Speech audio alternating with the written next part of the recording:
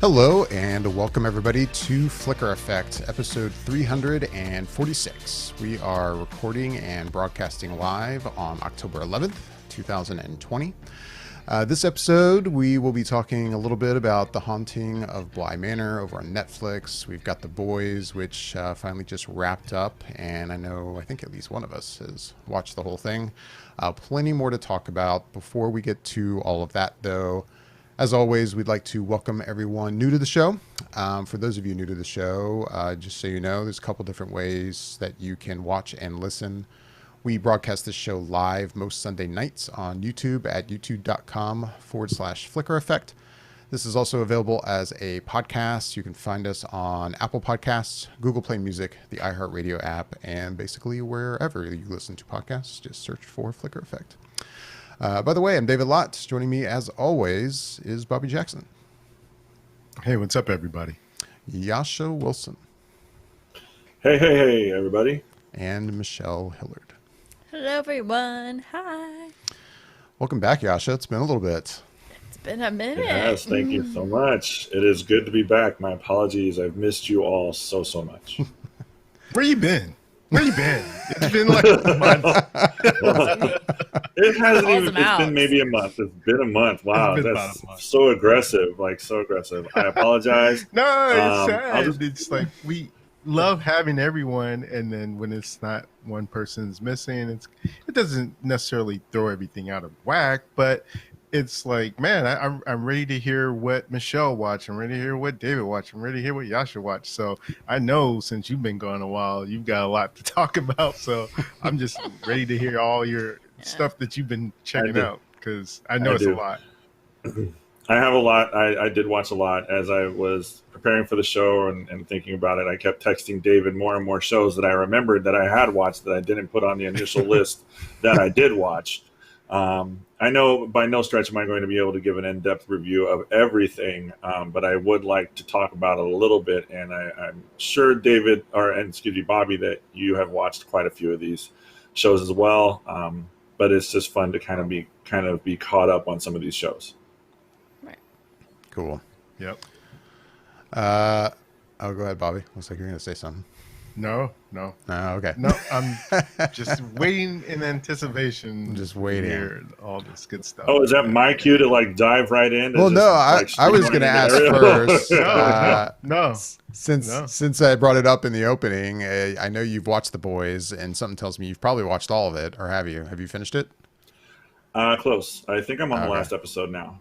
So I haven't quite finished it. The last one I had was definitely a mind fuck. It was like a holy shit. Like, I was actually getting tired and I started to doze off a little bit, but then the event happened, and I'm not going to give any spoilers. And I just kind of like, whoa, I'm wide awake now. Let's strap in and go right to the next episode. And I'm enjoying it. I'm enjoying it just as much as I did the first time around. It's a really dark and interesting story. So that's all I can really say about it. It's just like, it's messed up, and like the corporate structure that they have for this show is really interesting, and the sense of realism that they try to add to it, I think, as well, is intoxicating. Just to kind of see, it's like, I wonder if this is how people would kind of really respond and act to these supers, if you would, and if they would kind of look at it as so political and corporate branding as you would.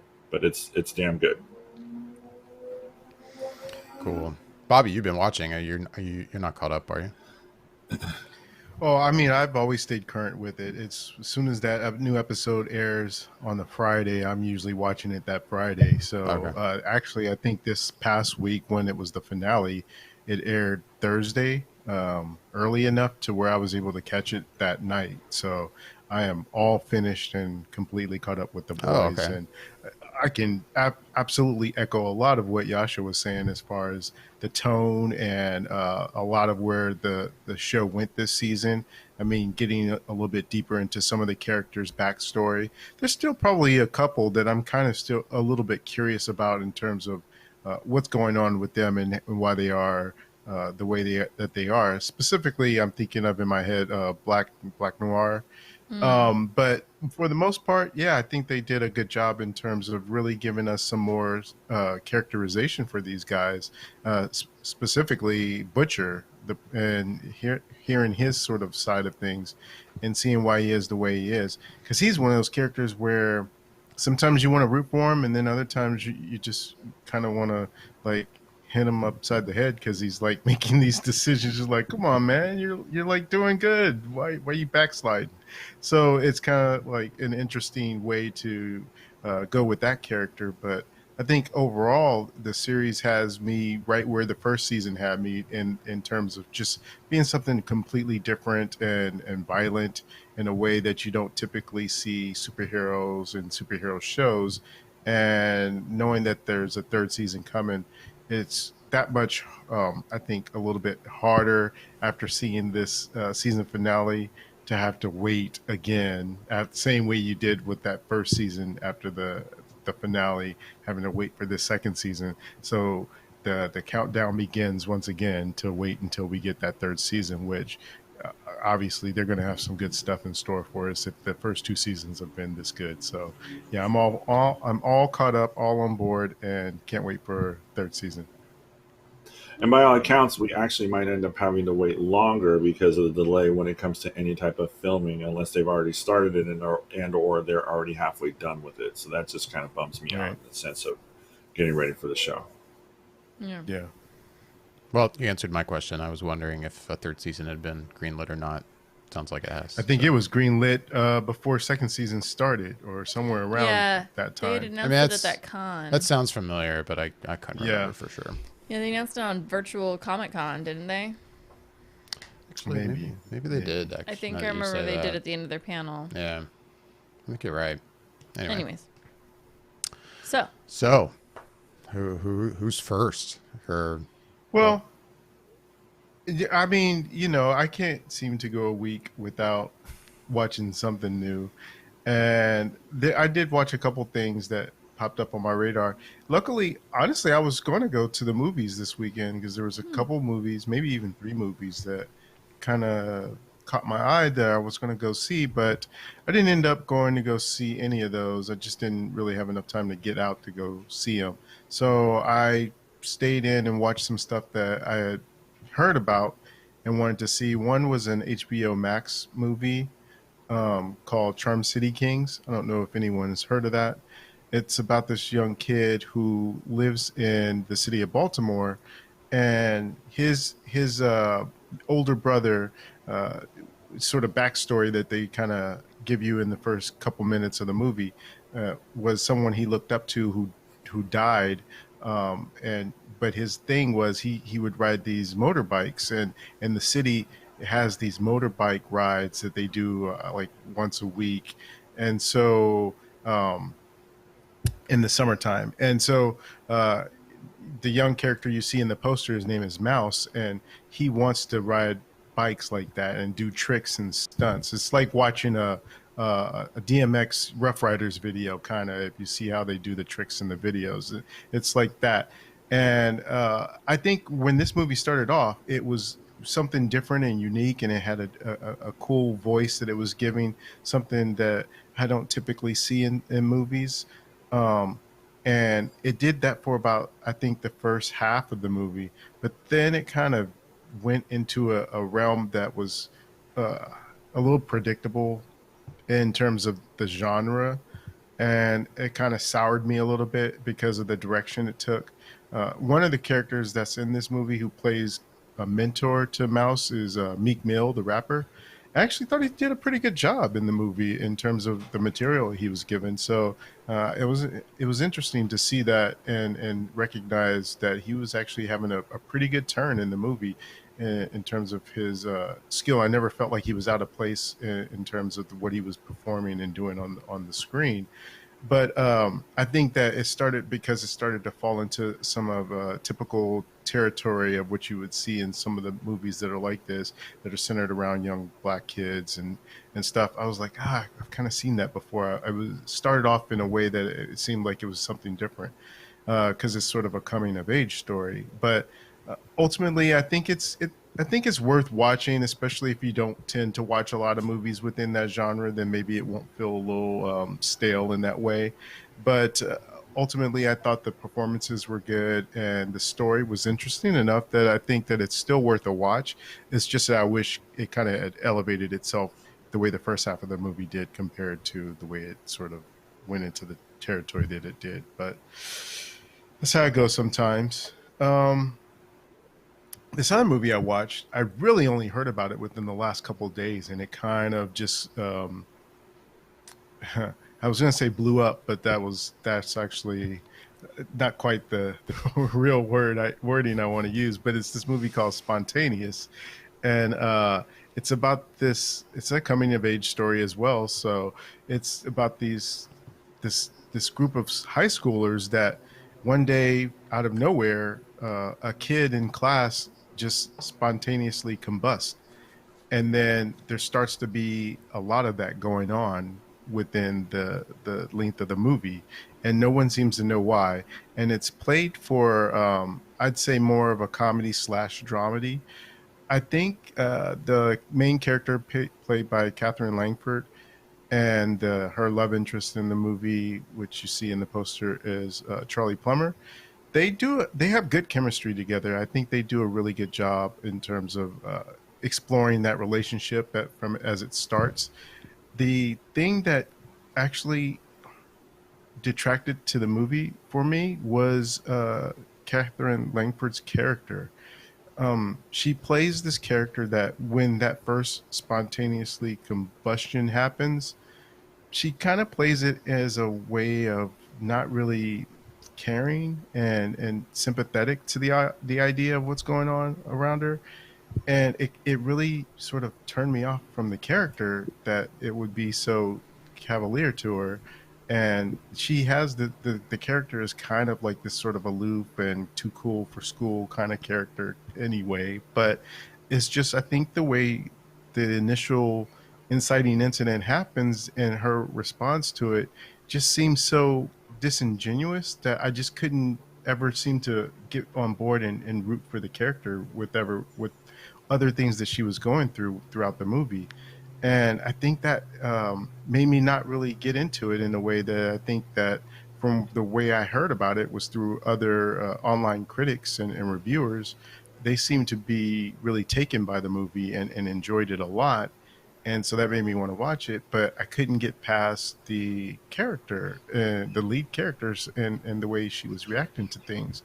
And so, unfortunately for me, I just didn't enjoy it the way I think I would have enjoyed it if it was under different circumstances. So I don't know. I think I'm probably in the minority there. So I wouldn't say I wouldn't tell people to go watch it, but I don't think it just resonated with me the way I was hoping that it would. And maybe for most other people, it probably would play differently.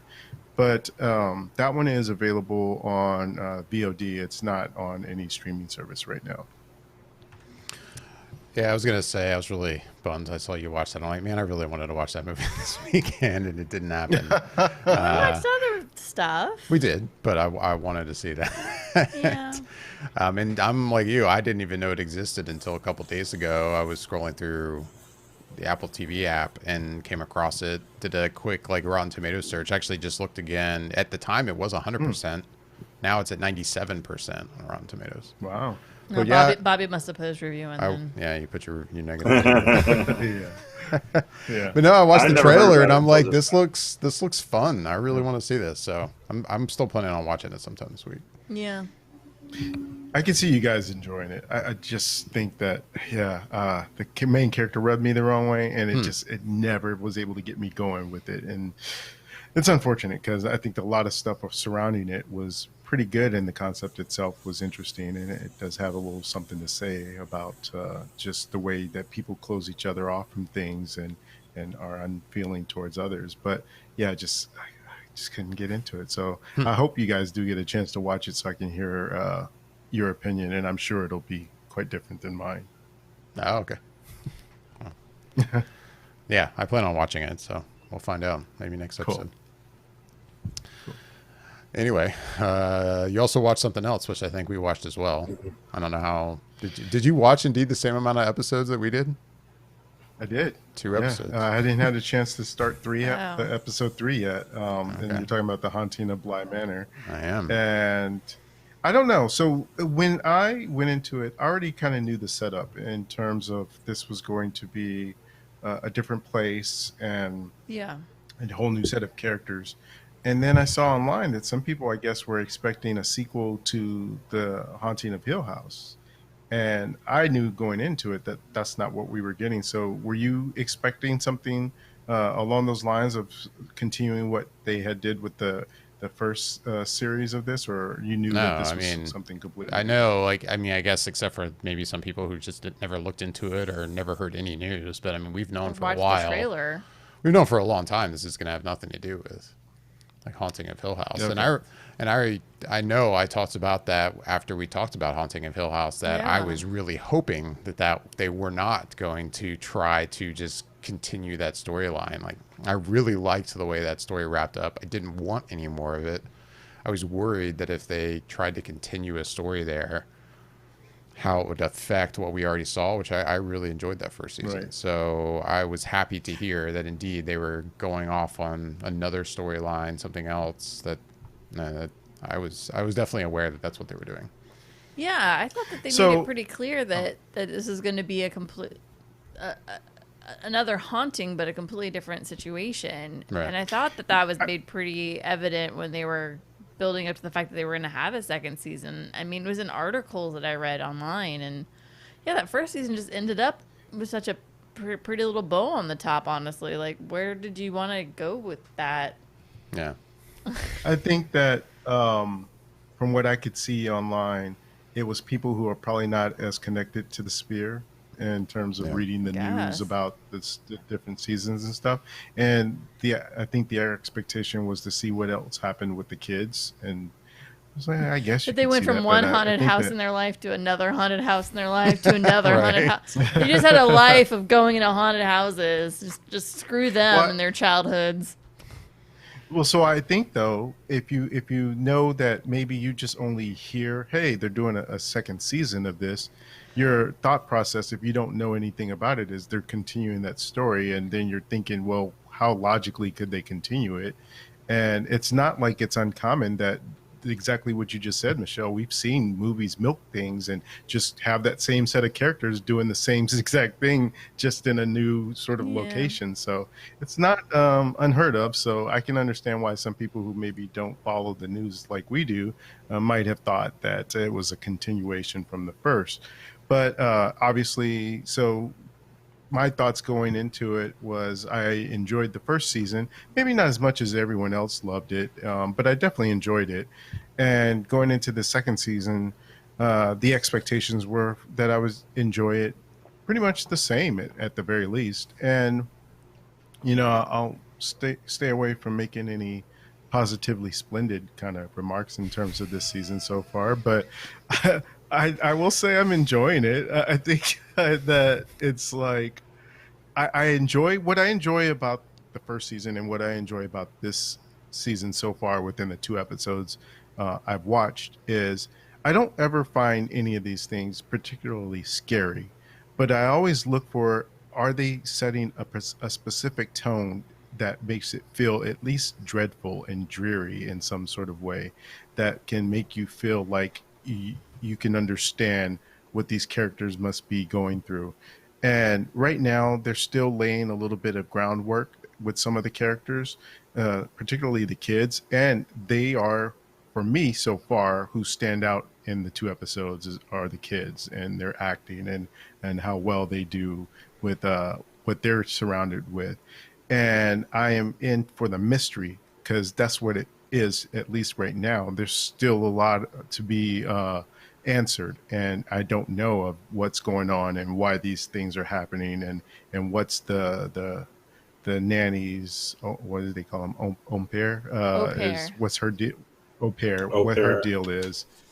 Yeah, so I'm still into those questions being answered, and I just like the overall tone of it in terms of how things are being presented and giving little hints and trickles of stuff, and not trying to just lay it all on in terms of the scares. It's very much methodical in terms of the way that they're doing it and going about giving us those elements of what makes it kind of creepy. And I like the creep factor to it so far. So that's kind of where I'm at with it. It's still too early to call how it will be overall. I think it's maybe 8 episodes total, maybe 10 at most, but I thought it was 8. So I think it's a nice little condensed story that it feels right to be watching it within this time of October. So I'm into it. So I'm at this point ready to see the next episode, and that's always a good sign. So now I'm kind of curious where you guys land on it, since you've seen the same amount of episodes that I've seen. I mean, real quick, I'm looking at it. It looks like it's a 9-episode season. 9 episodes, okay. I mean, yeah, I'll say really quick, I'm basically in line with what you're saying. Yeah, we've only seen 2 episodes, so it's way too early to tell, what I'm going to think. But so far, I'm interested.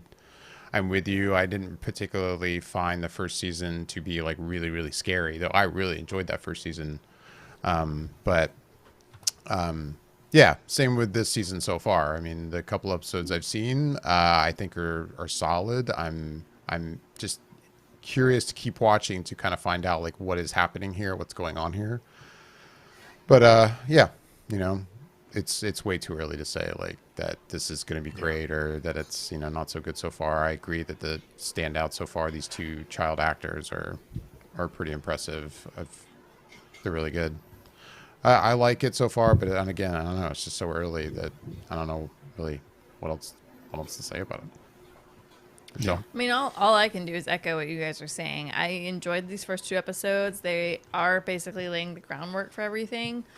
But I'm liking what I'm seeing. I mean, as far as the storyline slowly unfolding, and yeah, I'm curious to find out how this is going to unravel and we get all the details for everything and all the little pieces of the puzzle kind of come complete.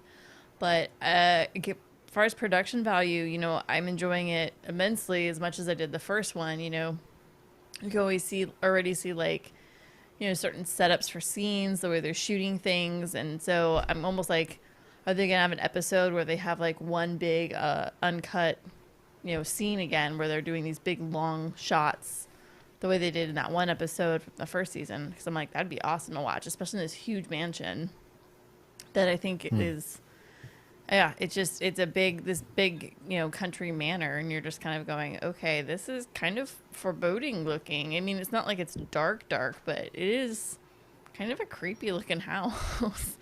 And yeah, already there's a few little things that are kind of happening. So it's be interested to see how it all pulls together at the end. But yeah, no, so far so good for me. So far so good with the little bit that we've seen. Yeah, for 2 episodes. Right. There's only so much opinion. Yeah. But to say that, but like I like that this show doesn't force you quickly into the story. It really takes its time with the pacing, and not in a slow way. It really it lets you just really sink into each character's situation and try to slowly come to terms with what's going on with each person and understand how their parts are going to inflict the whole on the entire story itself. And so I like that. I like the pacing of it all, honestly. So yeah. But yeah, saying that you enjoy the atmosphere is kind of what other than the mystery, that's the other thing I think I come to this for is the atmosphere of it. I like a lot. Okay. When it comes to scary things, though, by the way, to have a little segue, I will say I have to the last episode of Lovecraft Country was probably the most frightening episode I've seen yet. Yes. Can we not with the spoilers? Can we not with the spoilers? There's no spoilers. I haven't shared any spoilers. Can we just pull the brakes just a little bit when it comes to that? So how far are you now, Yasha? You've been watching it, as you told us right before I'm a we little started. bit into episode 3. Okay. I started late. The only thing, the way that I can describe it is like, it is a weird fucking show. And I really feel like I have to pay attention through the entire thing to know what's going on, to catch all the little tidbits and the little clues or, the problems that they're having. It is a weird, really far out there adventure. And I'm digging it. It's just, that's the best thing I can say is it's weird. And I will finish it. it just may take me a minute to get through it all, but I am enjoying it. Well, and we talked about this off air too, about the podcast. It sounds like there's a companion podcast for those who don't know to the show Lovecraft Country Radio. And if you've been watching on HBO, they always throw an ad for it up, I think right after each episode airs. And I never want to say like, oh, to enjoy something, you really have to also consume this other companion material to enjoy it. I think something should be able to stand on its own. And I think Lovecraft Country does.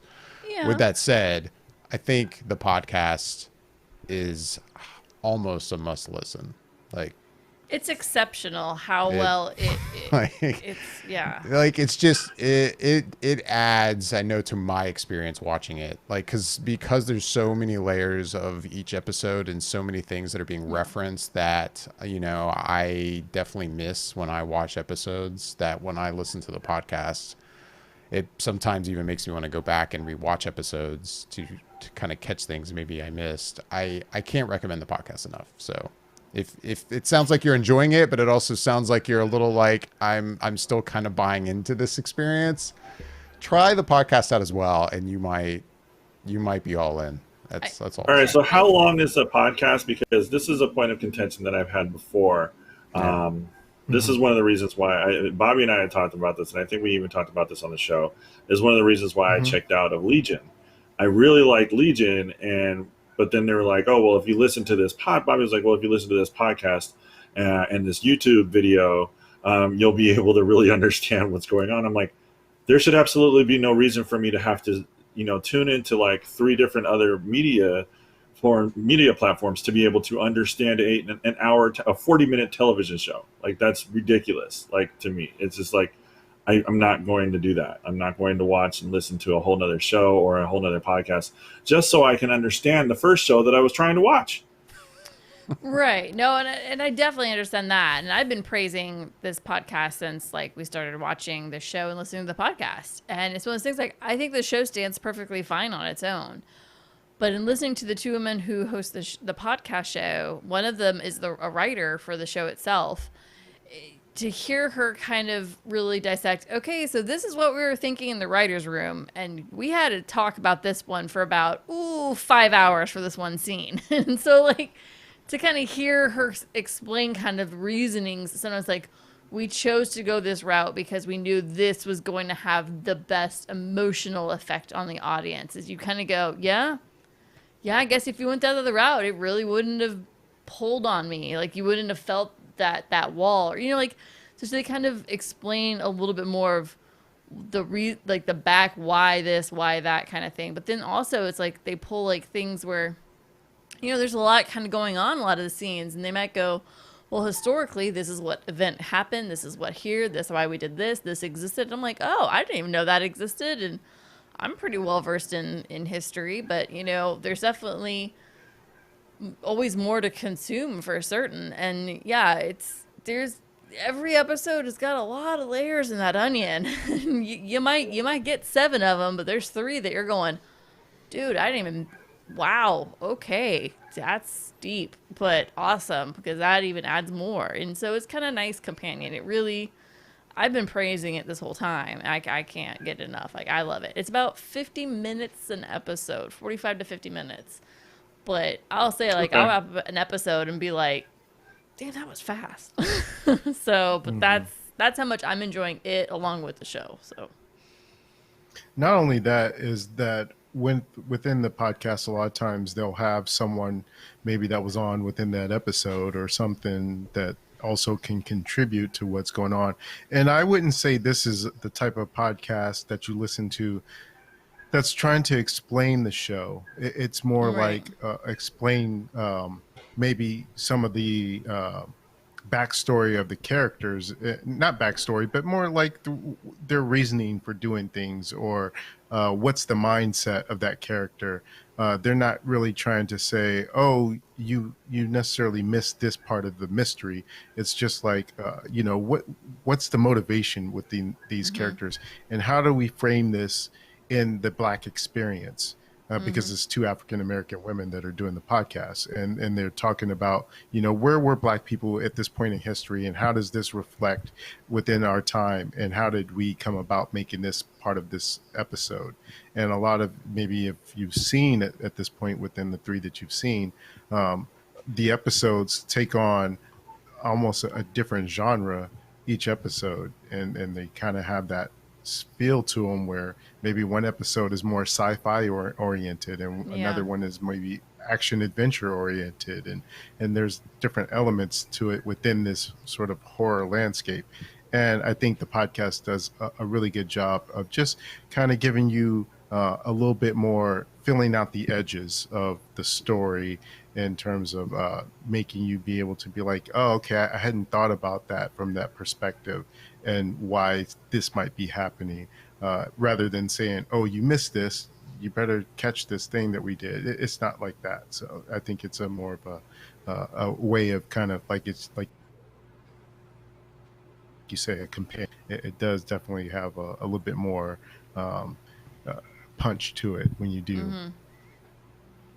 I mean, like, David and I weren't the best fans of the second episode. And not that I've really changed my mind drastically on this second episode, but then hearing the podcast talk about the second episode, I was like, all right, I guess, yeah, from that, okay, yeah, I can kind of see where you're going. Okay, all right, that makes sense to me. I'm like, I'm with that now. That I dig on that. I get what they're going with there. So it's like, I felt better about the episode. I wouldn't say I still love it or anything, but it made me feel a little bit better about it. I was like, okay, I see what they're digging on now. That makes any sense. And again, I don't mean to say I think the podcast is a must listen because it's a requirement to enjoy the show. I mean, again, as I said before, I think the show stands on its own. I think it's a great show. But if you are enjoying it, I think you might even enjoy it more if you listen to the podcast. For those who are interested, that's all I mean. Yeah, because I'm with you. I don't think you should have to consume something else in order to enjoy something necessarily. Yeah, the show should stand on its own. I think it does. Yeah, I think the one show that I think about where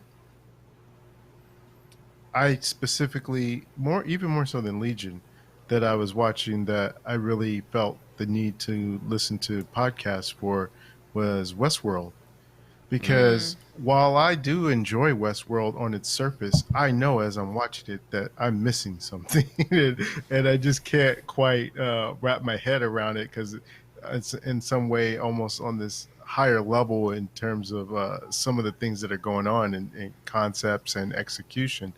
And it's almost like if I were to listen to a podcast after watching Tenet. I don't have to, but it would help me to see some things that I missed and explain it in a way that I could be like, okay, so now when I go back and either think about it or watch it again, I can kind of see that as it plays into the narrative that I didn't and wasn't able to completely grasp myself, which didn't negate from how I enjoyed it the first time I saw it, but it just adds and answers a couple questions that I just wasn't able to figure out on my own. But I mean, I agree that if for most things you shouldn't need to watch or listen to something else to be able to understand it. Right. So what else have you been watching, Yasha? I know you have a lot. All right, let's dive in, shall we? Let's just jump all head first in. Okay, so one of the first things that I want to talk about that I enjoyed thoroughly was The Comedians. Starring Billy Crystal and Josh Gad. Centers around pretty much Billy Crystal is kind of like a comedian that's dying out when it comes to his career his performances as a career comedian, and Josh Gad being kind of like the new thing up and coming. For full disclosure, I'm only one episode into this show, but I like Josh Gad and I like Billy Crystal, and I really like them together, almost like an Abbott and Costello type of routine, where there's a straight man and then there's the silly guy, which is Josh Gad is great at. Definitely enjoy this show. It's a little bit of dry humor. So if you enjoy the dry humor aspect of it, you'll definitely really enjoy this. The next thing that I liked was The Boys. I mean, we've talked about that already, so I don't need to dive too much into that. I thought it's fantastic, and I can't wait to finish it. I'll probably end up finishing that tonight. I also watched a sappy romantic comedy And I say it like that because it's supposed to be funny, I think. I watched it because I like Damon Wayans Jr., Love Guaranteed. And this movie was incredibly predictable. Like, so much so that you could watch the trailer and already know exactly where this is going to go and how it's going to end. So it was almost painfully predictable, down to everything. The only thing that wasn't is how basically Damon Wayans categorized his dates. He goes online and he basically tries to sue his dating app after a painful breakup. Anyways, I won't give any more away, even though it's not really much. You can watch the trailer and really understand where this is coming from. But it was just painfully predictable. And if you really want to watch something that's very easy for background music or background sound when you're cleaning your apartment or house, this is definitely that.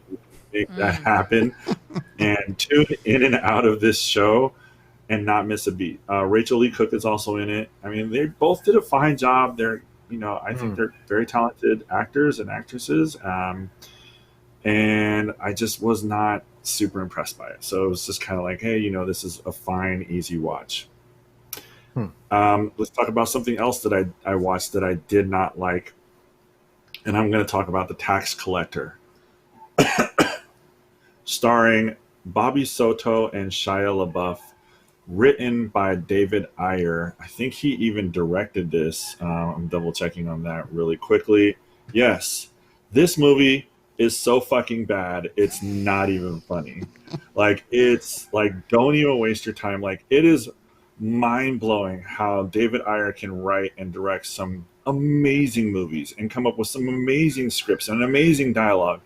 And then you watch this and you're like, this is absolute trash. I was talking to my aunt about this movie, and she likes everything. And even when I mentioned that I was going to watch this movie, she just chimed in without even being asked. Oh, that's terrible. I'm like, wow, that is so. And you still watched it. I know, right? I started watching it and I was like, okay, well, I'm invested. And I think, Bobby, I was texting about this movie, like when I was watching it. This is the one that I was talking about where it's like, you ever get so invested in a movie that it's just, it's bad. That's what you end up with. Too far in. This is what I was talking about. Yeah. Okay. I've gone too far. Okay. I've gone too far. I just need to finish it and see how it goes. Not only was the dialogue just poorly written, but the acting, I mean, Shia was fine because Shia. He's a very talented actor. Yeah. So you kind of believe what he does. But the person, Bobby Soto, who plays opposite of Shia, is bafflingly horrible. Like, it just sounds like he's reciting his lines. Like, it sounds like if you're sitting there, you're watching this and you can see him practicing his lines. Like, no, Bobby, say it like this. So you want me to say it like this? No, can you say it more natural? So like this. No, Bobby, just say it naturally. I'm trying to say it naturally. Is this work for you? Like, that's how painfully bad I felt that his acting was. It was over the top horrible. So I stay away from this movie by all means and by all accounts. Like I said, it's mind blowing. I was looking at some of David Ayer's roster earlier tonight, and I just was like, this guy has done some amazing work. Like, what happens where he just hit and misses? Like, I mean, it's not even like it's either a hit or he strikes out so hard that the people in the outfield are feeling the breeze from the swing. Like, it is that bad, and that's really what it was with this movie. To follow that, I'm going to jump into The Babysitter Killer Bee, which is the sequel to The Babysitter that was out a couple of years ago, where this babysitting cult was trying to kill a young boy, and he ended up getting away. I enjoyed this movie more than I did The Tax Collector. So that should say something about it. Wow. Like, this movie, I'm not kidding, is remarkably silly. I had some real laugh out loud moments, but I went in knowing what I was getting, which was a joke. Like, the whole thing was a joke. They weren't trying to pretend it was anything else. It was simply a joke, and it entertained legitimately for an hour and 25 minutes, whatever it was. That's how long it was, and I was entertained by it. Is it stupid? Absolutely. Is it silly? 100%. Did I enjoy it?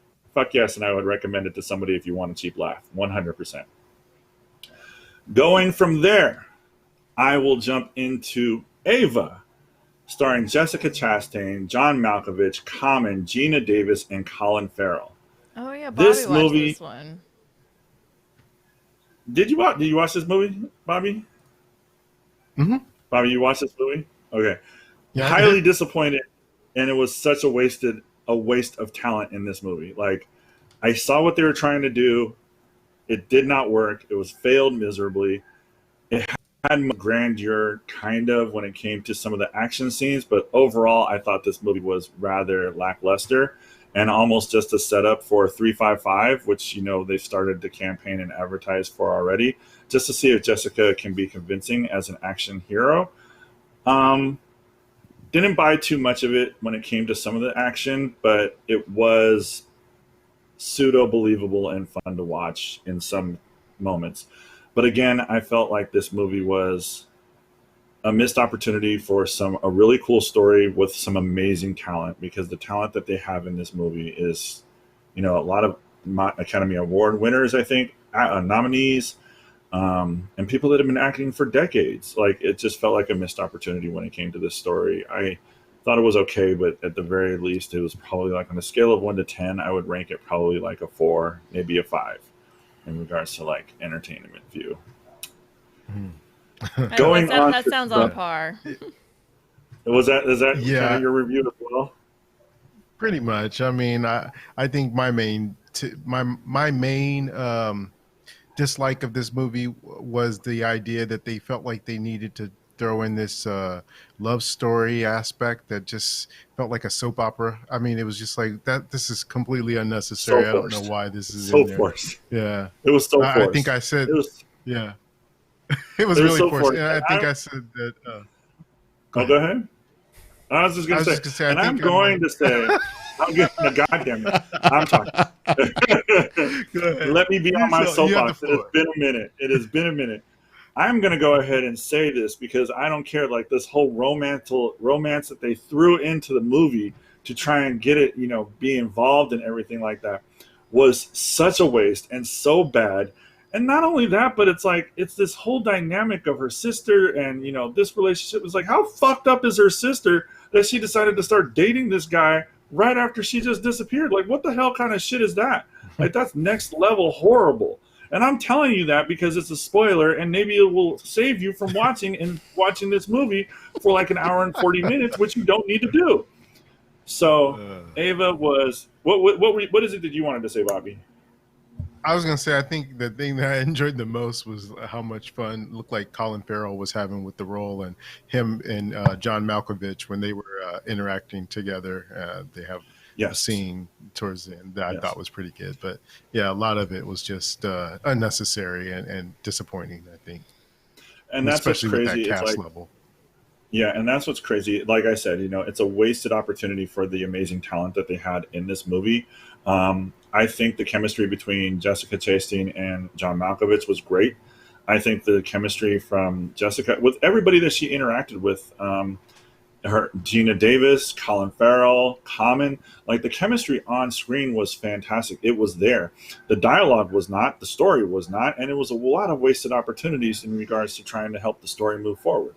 Like I said, it was very lackluster and definitely a missed opportunity for a very, very cool spy type action movie that they were trying to go for. Again, I rated on a scale of 1 to 10, probably like a 4, maybe a 5, because some of the action scenes were kind of cool.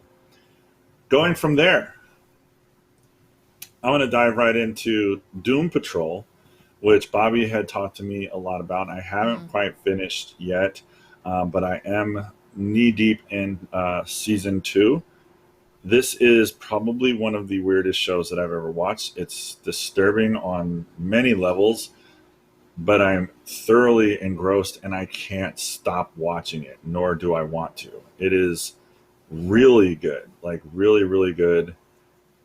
It's dramatic. The talent's weird. I just am really, really enjoying it. Everybody has a really shown their range when it comes to this movie, especially the young woman who plays Jane. I can't remember her name right now. Diana Guerrero, I think it is. Mm-hmm. Diane Guerrero. She is like remarkable. Like, I mean, she's known for being in Orange is the New Black, but when you watch her, I mean, gets a chance to play like 60 different personalities. And I think every episode they at least show her, get her a chance to do like 3 or 4, maybe 5. She's so talented. Like, she is remarkable. Like, it's so much fun to watch her kind of transition from one character to the next. Anyways, Doom Patrol is good. The last thing that not the last thing, but to go from Doom Patrol, I'm going to dive into Titans, which I completely binged the hell out of when I was gone. This is like Marvel's Netflix series with an R rating, because they take it just a step further and make it a little bit edgier by dropping F-bombs and having a few sex scenes. I love this show. I am so happy with watching this show and spending the time that I watched the show. And if I recommended it to people, look, if you like the comic book stuff and are interested in learning a little bit more about the characters and some of their expanded universe and getting a chance to see how they want to try and branch out, I think DC really knocked it out the park with this. This is a really, really good show. It's just unfortunate that, you know, they lean away from like some of the blue chip players, I guess you can say, when it comes to watching this show. Like, you know, they talk about Batman, they talk about some of the other characters, but you don't really ever get a chance to see them or really get a chance to see them in action. I mean, you get a chance to see Batman one time in action, but aside from that, it's dark and it's really, really damn good. So I'm enjoying the hell out of that, or I enjoyed the hell out of that, and now I'm eagerly awaiting season 3 when it comes to that. And the last thing that I will address right now, because this has just been fantastic to see on the TV again, even though I know I'm going to be sad when it's over, is Schitt's Creek. I am starting season 6, and I am loving every single episode so far. It is absolutely over the top, and I am just super happy with it, and a lot of fun. Nice. Thus ends the review session. I have a lot of friends that love Schitt's Creek, and they always recommend it to me, and I'm like, I'm down with it, but it's like I feel like I always start all these shows and we never really even finish them. But I would feel sad because I feel like I would start Schitt's Creek even though I'd be enjoying it. Breaking Bad, what? It would go to the wayside because well, because like, you know, with new stuff dropping all the time, especially something that's not like a full commitment of like 26 episodes, and I'm like, the Haunting of Bly Manor. It's 9 episodes. That's it. Done. Story complete. One whole circle. So I think for me, the good thing about Schitt's Creek, the good thing about Schitt's Creek is that it is a 30-minute sitcom. It is on for legit like 22 minutes, and you can fly through it. And every season is already on Netflix. So if you want a really good laugh, I think you'll enjoy it. Like, I had a friend of mine I went to grade school with, and she introduced it to me, and she's like, you have to watch this show because the humor is so dry and so witty at the same time. Like, she's like, you're going to love it. And she wasn't wrong. I absolutely adored the dynamic and the development of these characters. And I think everybody else did too, because they were cleaning up at the Emmys. Like, they were just over the top. And it is such a funny show. Like, I am laughing out, especially once you get to know the characters and their responses. You know what to pick up on their cues and like listen for. But it's over the top funny and a very easy show to watch. I think you guys would both really like it. You especially, Michelle. And I can't recommend it enough since it is only like 22 minutes. I just want to say, like, I really think you should watch it. I do want to add, there's one other movie that I have started but I have not finished, and that is Vampires versus the Bronx. The trailer got me with this one. I started watching it and I was like, this looks absolutely ridiculous. I want to check this out. I'm all in. And I've watched, I think, maybe a half hour, maybe 40 minutes of it. And to me, it's very reminiscent of Attack the Block. If anybody's ever gotten a chance to see that. I know, Bobby, you have, and that movie is just absolutely brilliant and hilarious. And I kind of got that vibe and that feeling from watching this first part of this show, even though it's not exactly like it. But it's a little over the top, and I haven't finished it, but I do plan on watching the rest of it. It's just a silly horror movie that I think they're releasing just for Halloween. So I'm all in, and that's why I watched it. But what were you going to say about Schitt's Creek, Michelle? No, I was just to say if I could find it, I'll find the time for it. I'd get it in, but we'll see. There's I just think too many other things. Well, it's a good thing you don't have to work tomorrow morning. Oh, you're funny. Actually, there was a movie. I tried to watch it. Yo, go ahead. All I was gonna say is I tried to watch Schitt's Creek not too long ago, maybe about a month and a half ago. I didn't even finish the first episode. I don't know. I've heard from other people that really love the show, and by hearing, I mean I've seen other reviewers or people online talking about it, say that it maybe takes a few episodes to kind of get comfortable with the characters and stuff. And so I didn't when I say I didn't finish the first episode, it wasn't like I turned it off and said I don't know what this is, I'm not watching it. It was just I think I tried to watch it in a few minutes that I had of a spare time, and from what I saw, it wasn't really grabbing me. But it wasn't like I wasn't going to go back and eventually try and finish it and maybe even watch the series as a whole. It's just that from at least within the first, I think, literally maybe 15 minutes of the first episode, it just didn't seem to grab me in any sense. I think just because it was kind of one of those things where it was almost the same as Succession. When I first started watching that, it was like, man, all these people, it's like, it's just, I don't know. It's weird because I don't typically view stories this way, but sometimes it's like when I see these types of stories, it'll sort of enter into my head. But I'm just thinking like, man, I wish I had like some of these problems. Like these are like people with money problems, like especially with Succession, and then with Schitt's Creek, it was just like, man, these are like these stories that I can't have a real connection to,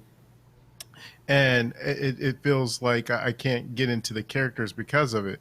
And again, that was just from the first 15 minutes of just seeing it. But because everyone says it's so good, I know that eventually, when I get some time, sort of like Michelle in that way, that I would sit down and really try to explore it and give it a full chance, because I don't feel like that many people could be wrong about the show. And maybe it just, the humor wouldn't hit me in that way, but I have a feeling that it would, because there was another show that was similar in respect to, I'd seen a few people talking about it, that's on Netflix, called Kim's Convenience.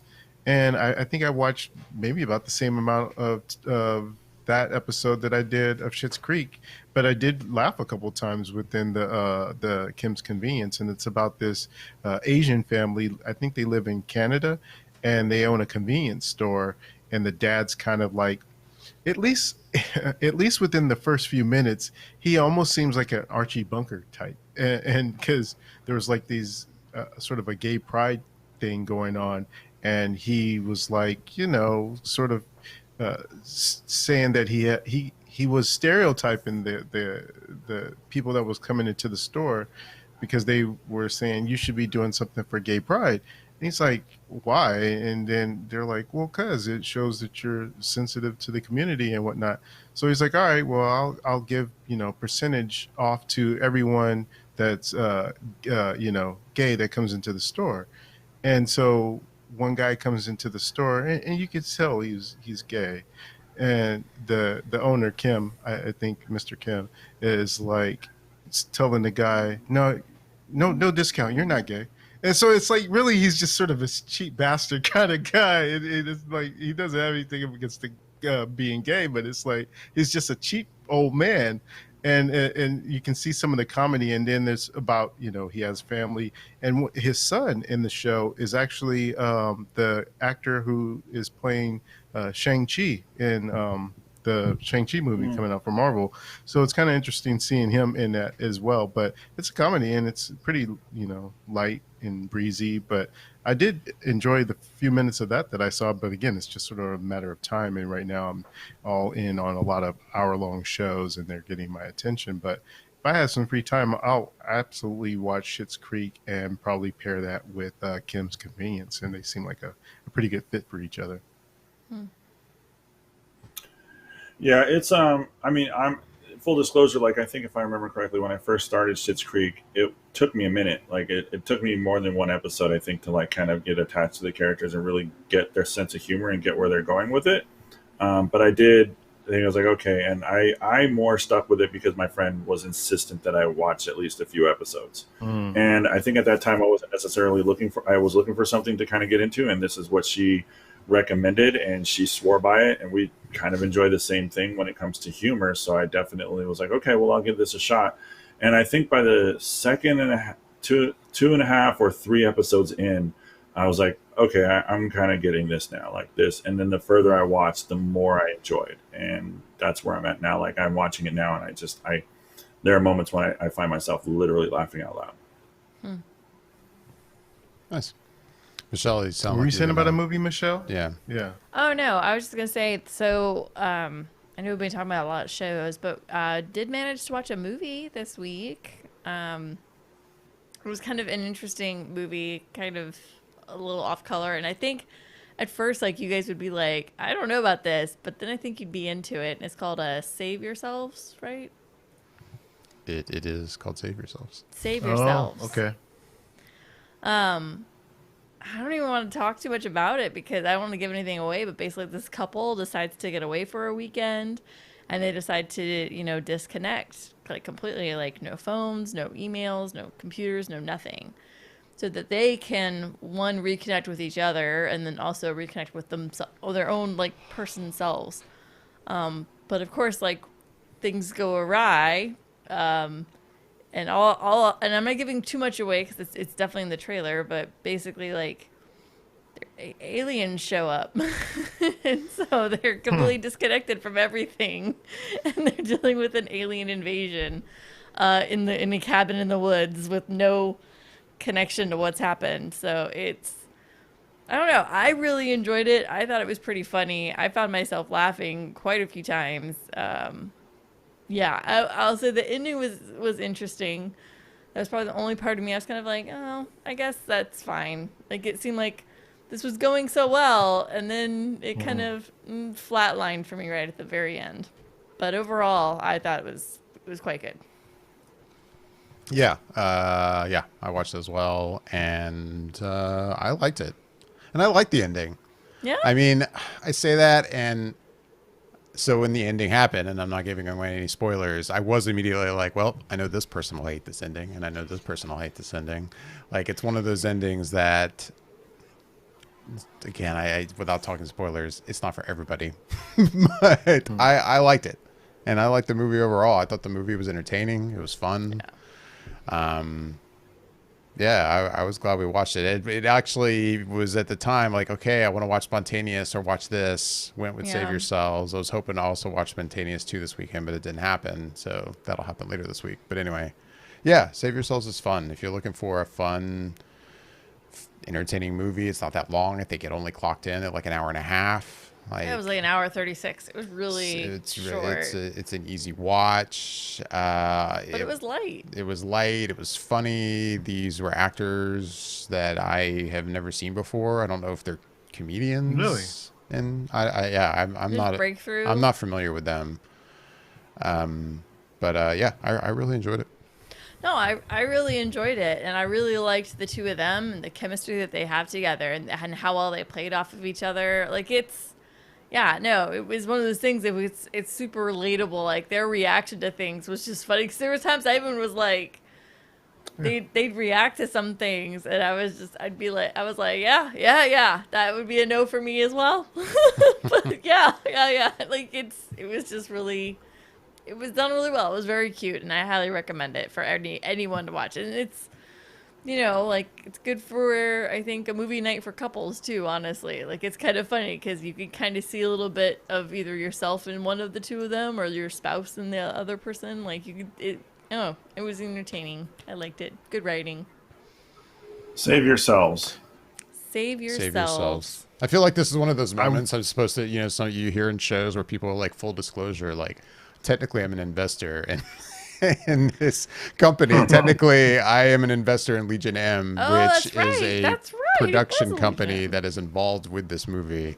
Not that it all affects my review of it, but just thought it was funny. I'm like, I finally get to say that at some point in my life. I'm an investor. You know, in film. because I saw the trailer. No, I didn't see the trailer. I saw the poster, and I think I was interested in it. But the actress, I know that I had to double check just now to make sure, but she's actually in Glow, one of the actors in Glow. So. I've never watched Glow. I think I've seen her in the trailer for Glow. And you know what? I will recommend to people, honestly, if you're even slightly curious about the film that David and I are talking about, don't watch the trailer. Just watch the movie and see what happens. I'd be curious. Like, part of me was kind of like, I wish we hadn't watched the trailer. Or part of me wishes we had stopped the trailer halfway through, because I felt like the trailer kind of gives away a little bit. But I still enjoyed the movie. I would recommend just watch it. Like, I think it'd be great to hear like Bobby and Yash's take. They're like, so we decided to watch it, and wow, that went woo. Yeah. Yeah, I had the same feeling while watching the trailer. I'm like, I didn't regret watching it. I don't think the trailer gives too much away. But it is one of those movies that it's funny because I was planning on watching it anyway. And I didn't need to watch the trailer. I was like, hey, I've heard stuff about this. It was at Sundance. It seems like it was pretty well received. I'll probably just watch it. So part of me was a little like, oh man, I wish I hadn't watched that trailer. But yeah, it does feel like as you're watching the trailer, like, oh, okay, this could be a kind of movie where just to go in completely blind could have kind of a different experience. I don't know. I think I would have liked it even more, honestly, if I hadn't watched the trailer. I think I would have lost. I would have been laughing so hard during certain parts. Like, parts where I think I was laughing and thinking, this is hilarious. Yeah. I bet you if I had not seen the trailer for, I would have thought would have been freaking hilarious. I'd have had tears in my eyes. Yeah. But anyways. And this is a VOD?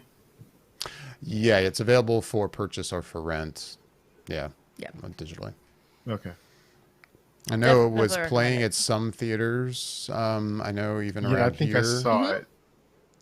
But it's I think it's kind of a day and date release. I think you can watch it in theaters or rent it or purchase it online. There's a movie out that I want to watch, and it's got Bill Murray in it, but he's teaming up with Sofia Coppola again. Oh yeah, I saw the trailer for that. I want to see that, and I can't remember what it's called. Yeah, that looks really good. Really good. I can't remember what it's called. Yeah, I know. I was like, dang, I can see it. It's playing at our art house right now, and I'm like, oh, I've got to figure out time to go to that. It would be so nice. Anyways, random thoughts from Michelle. What were you gonna say about it? Yeah, I was just gonna say, are any of you interested in watching that Blumhouse series of movies that they have on Amazon Prime? I think I forget how many weeks it is, but it's like 2 movies a week. Oh wow! That are from different artists that this Blumhouse presents or something. I forget what it's called specifically, but I know that there's at least 2 of them that started this past week, and I haven't had a chance to check them out. But I did want to try and check them out because usually he has some pretty good stuff under his roof. So. Especially with it being the season. So I'm thinking, maybe try and check that out. Oh, I didn't even know that was happening. No, I didn't either. I'll have to look into that. On the Rocks, Michelle. Oh, yeah, that's it. On the Rocks. Yes. Speaking of things not knowing that are happening or didn't know it even existed, I happened to notice Tenet got knocked off the #1 spot in our week U.S. box office by a movie I've never heard of. I didn't know The War with Grandpa even existed. What is that? It's a Robert De Niro movie. Robert De Niro? Yeah. Upset that he has to share the room he loves with his grandfather, Peter decides to declare war in an attempt to get it back. Oh. Yeah. I never heard of it. I randomly came across the trailer scrolling social media and was like, what?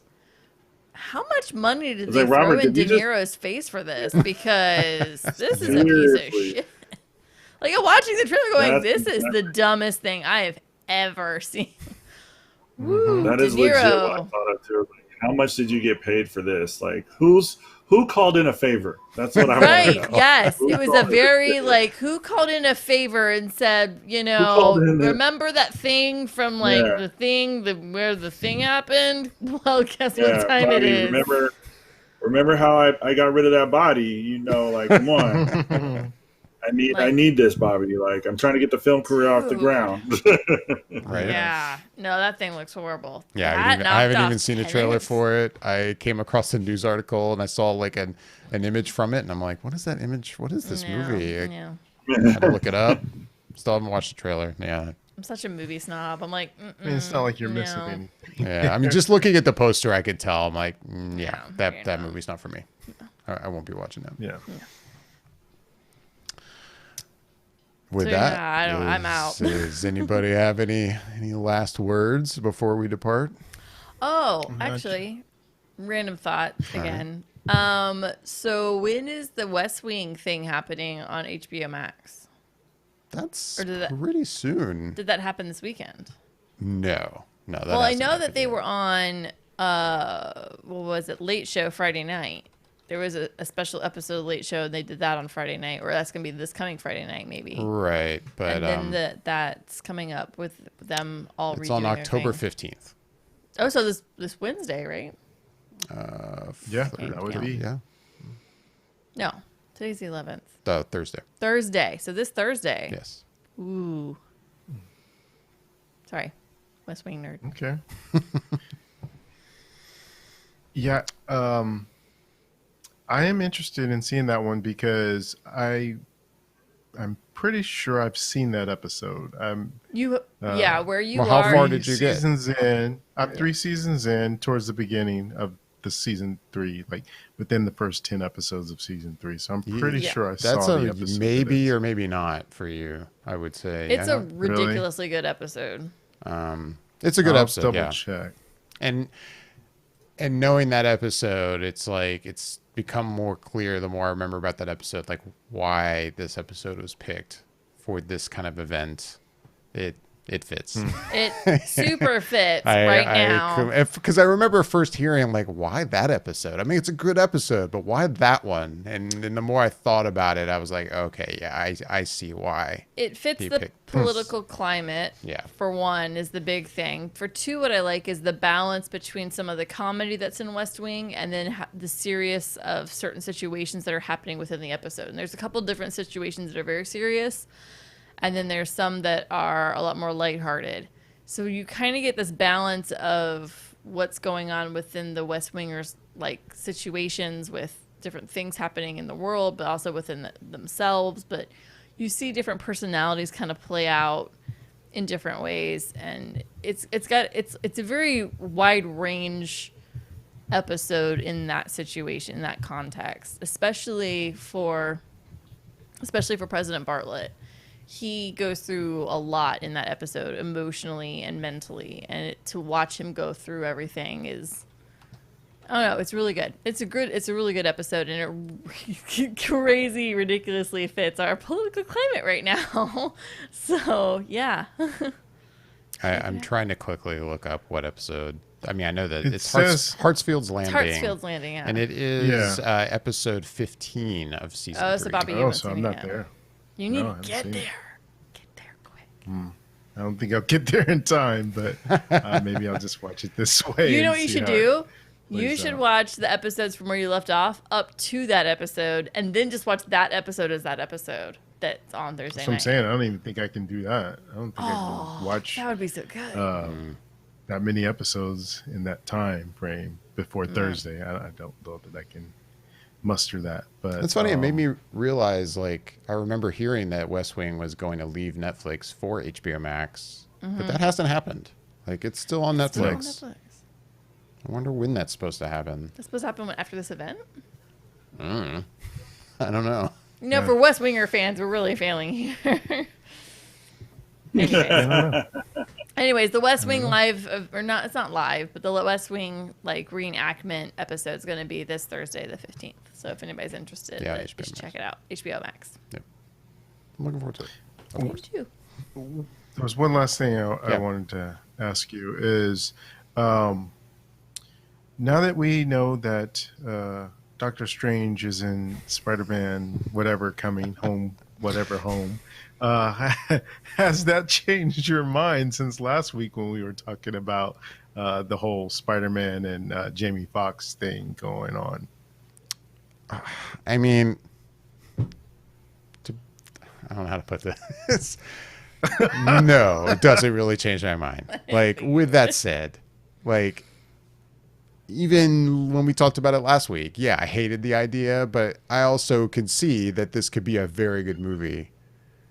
And that's still the case. Like, I came at it from the perspective of, I feel like we went from nothing to multiverses everywhere in every franchise.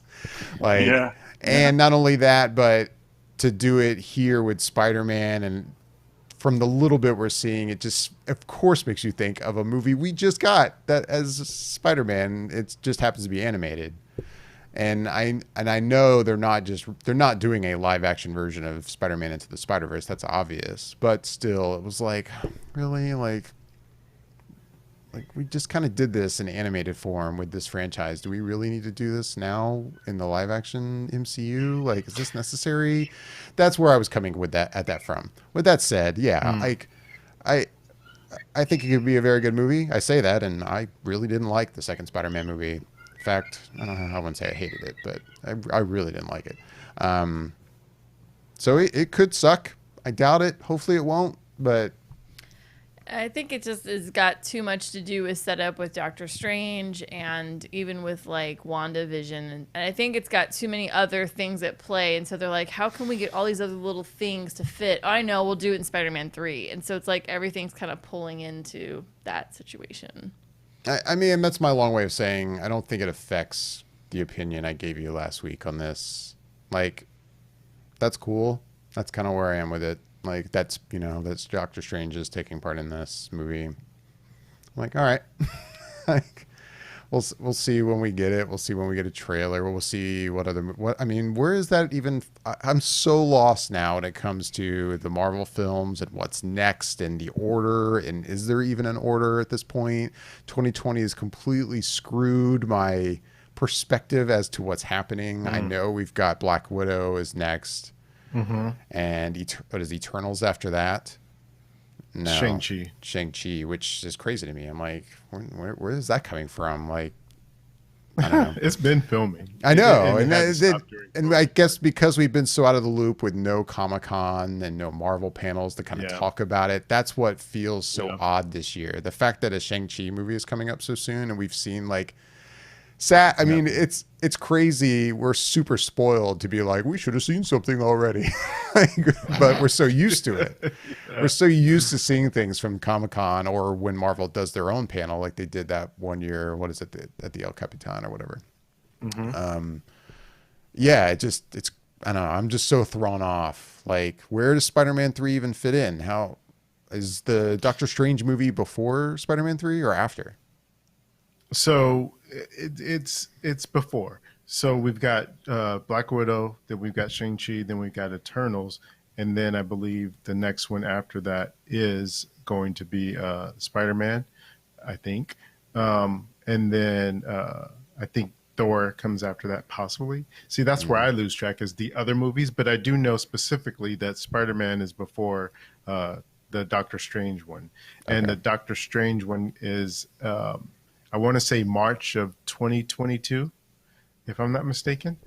And what's interesting about that, when you were talking about that you were kind of like the whole idea of multiverses being done so much now, we know that there's a Flash movie that's going to deal with the multiverse and have Michael Keaton and Ben Affleck and all the whoever else might be in there.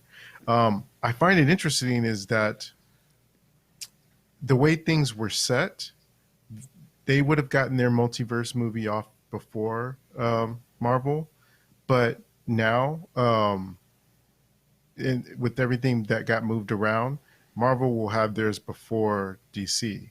So I wonder if people will be like, "Oh, DC is copying DC Marvel." just copying Marvel again.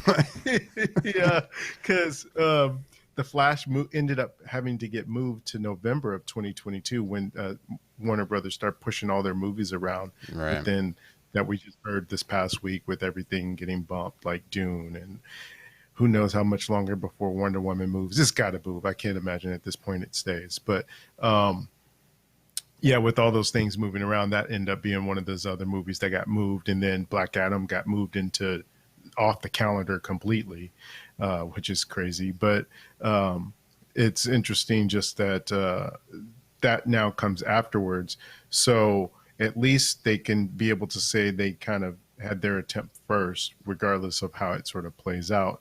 But I think the thing that I still sort of kind of bump up against with the latest news of Doctor Strange being in this new movie is when they mentioned it in the trades, they mentioned that he would be a mentor to Peter. And that's kind of was like, well, I don't think he really needs a mentor at this point. I mean, I can understand if he's in the movie and, you know, he's just a sort of a character that appears like a comic book where certain appearances happen in other comics, and that's fine. But I don't think Peter / Spider-Man needs anyone sort of training him or being a father figure to him at this point now. I think he should be able to stand on his own too, and be able to do his own movie in that way. But I do look forward to seeing Doctor Strange in the movie just because I know they've interacted a decent amount in the comics. And in the movie when we had him in Infinity War. So I'm curious to see how their banter will be, but I just don't like the idea of him being the mentor. No, and to be honest, I hadn't heard that, and now you've upset me more because I agree with you. I think that's like we already got. I'm hoping it's just a wording thing. I hope so, and I could see that they didn't get that officially from them, right. So. They're probably just kind of writing that. I hope. Yeah, but yeah. If that were the case, we'll just go with that. Let's say if it were the case, I agree. We got that in the first film, like Tony Stark, Iron Man is kind of his mentor in that movie. By the time you get to the third film, I think we want to see a Spider-Man that's really on his own and doing his own thing. Yeah. Maybe to the point where he is gonna now maybe mentor somebody else, like you know, Miles or something like that. But yeah, no, I don't want to see another Spider-Man movie where he's got another MCU hero as his mentor. Like, no, he doesn't really need that. He doesn't really need that. Yeah. So, anything else, guys? I think it's time to wrap things up. As always, we would love to hear back from everyone listening and watching. You can email us at feedback@flickereffect.com with your questions and comments. If you're watching on YouTube, please make sure to hit that thumbs up if you enjoyed the show. Also, make sure to like and subscribe. Hit those buttons as well. And hit that bell icon to be notified whenever we drop any more shows or go live in the future. You can also find us on Twitter and Instagram at @Flicker_effect. You can always reach out to us there. With that, I'm David Lott. I'm Bobby Jackson. I'm Yasha Wilson. And I'm Michelle Hillard. Thanks for listening and watching.